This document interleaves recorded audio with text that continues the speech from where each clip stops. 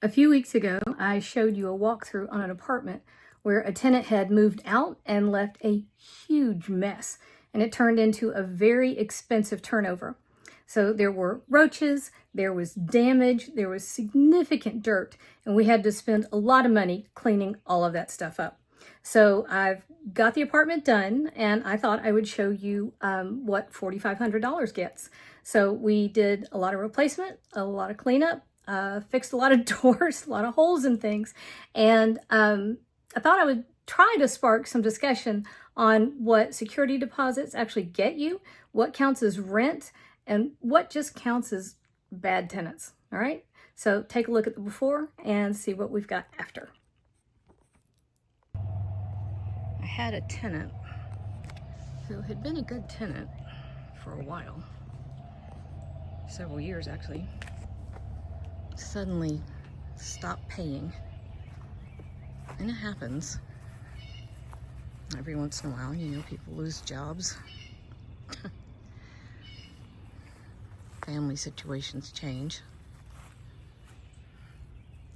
And I finally came by after about 2 weeks, and she said she'd be out by Friday. And today is Friday. And this is where security deposits become a problem, because this is the 15th of the month. And they had 1 month's rent, and we're halfway through that month.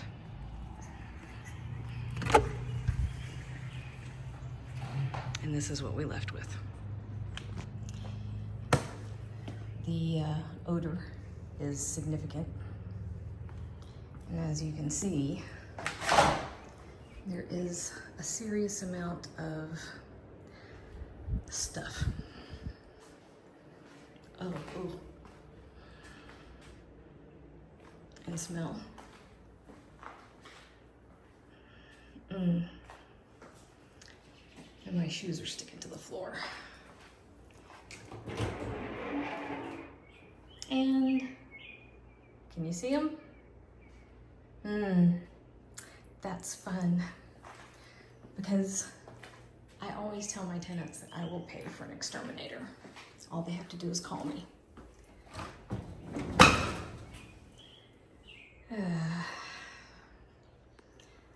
This is the sexy part of being a landlord.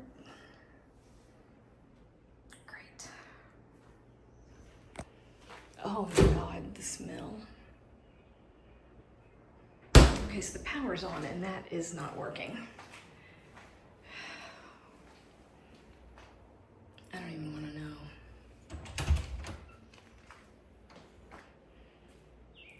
A significant amount of animal food in there. So I do have an exterminator that I deal with all the time, and I can give him, what the hell is that? Oh my God.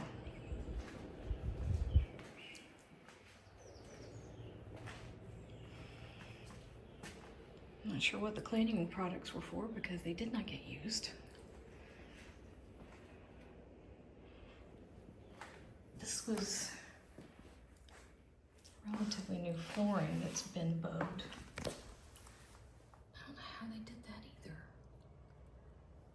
And gouged.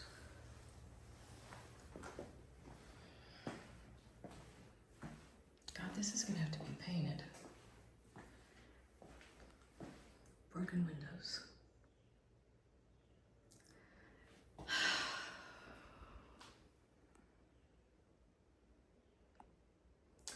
Well,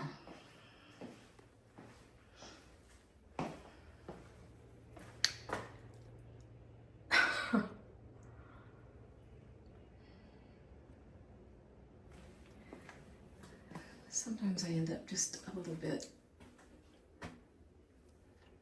speechless. This tub was completely redone in, when is this, 2026, when I bought the units. Oh God.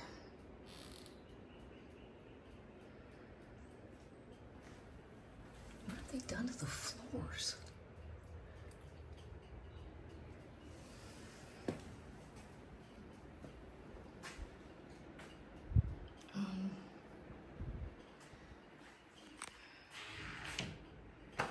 Tub was redone in 2020.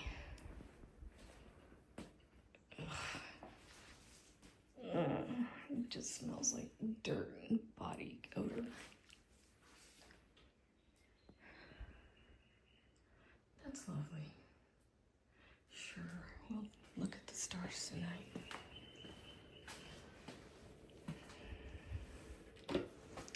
Well, I did have my car loaded with cleaning supplies.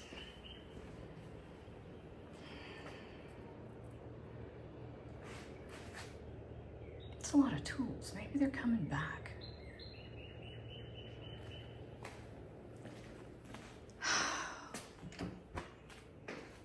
Well, I'm gonna call the exterminator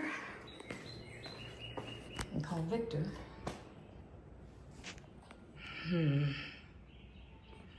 Landlording is so sexy. We are significantly better. So most of the cleanup is finished. We do still need to pressure wash, but we have a tenant, and we are gonna replace the door because I don't like some damage that's down here. I think it's time. I think these doors are original to 1976, but ta-da! So this is post rehab. I think we have replaced all of the interior doors. We patched almost every wall. We had two coats of oil-based Kills. Kills is just about my favorite thing. I think I've mentioned it in every video. It smells clean. It smells new. I love it. So our cleaning team even cleaned the vents inside all the ductwork. This is where whatever that was,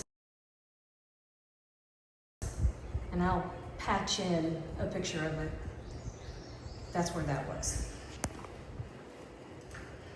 I am thrilled. So, new doors. It's surprising how much it adds up when you start replacing doors. Even the interior doors add up fast. Why do people punch holes in doors? I don't understand it.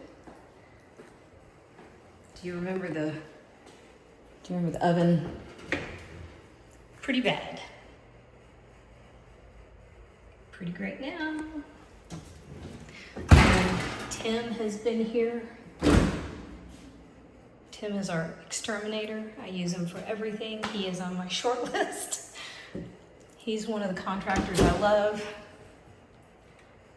I don't know why I'm showing the refrigerator talking about Tim, but Tim is the one, and I have a few. Gary is my HVAC guy. Perfectly clean dishwasher. But Tim is the guy that I can call and I can just say, Tim, here's the unit, here's the door code, here's the problem. And a few days later, I get an invoice in my email. No problem, no friction, just done. Look at how clean everything is. So this was the tenant that had left late in the month, had left it filthy, full of junk, holes in all the doors, holes in all the walls, absolutely disgusting, smelled to high heaven. And by the time we got all the damage replaced, the junk hauled off, just the filth, the cleaning, the repairs, $4,500. And because the dirt was so ground in and so pervasive, smoke, body odor, just dirt and huge piles of junk outside, layered. Dirty mattresses, broken furniture, just piles of garbage, food waste, everything. Took several loads to the dump. I had to have multiple cleaners, multiple workers, holes in the ceiling. Still waiting on the last little bit of patching on the bathroom. He will be in here to do that last repair there on Wednesday. But new tenant has signed a lease. We're good to go there, and I am happy. So, y'all like numbers. Fun fact, bought this apartment complex in 2020 in either the worst possible timing or the best. I haven't quite figured out which. There are 12 units here. I literally took my life savings. I've shown y'all the fourplex that I bought in 2014, and then I bought the house across the street, and I refinanced those two properties, and I took $80,000 out of those two properties, and I put the down payment on this property, 12 units, $405,000 for 12 units.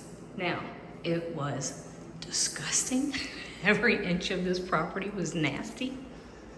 And I closed, and I want you to think about the timing, February 27th of 2020.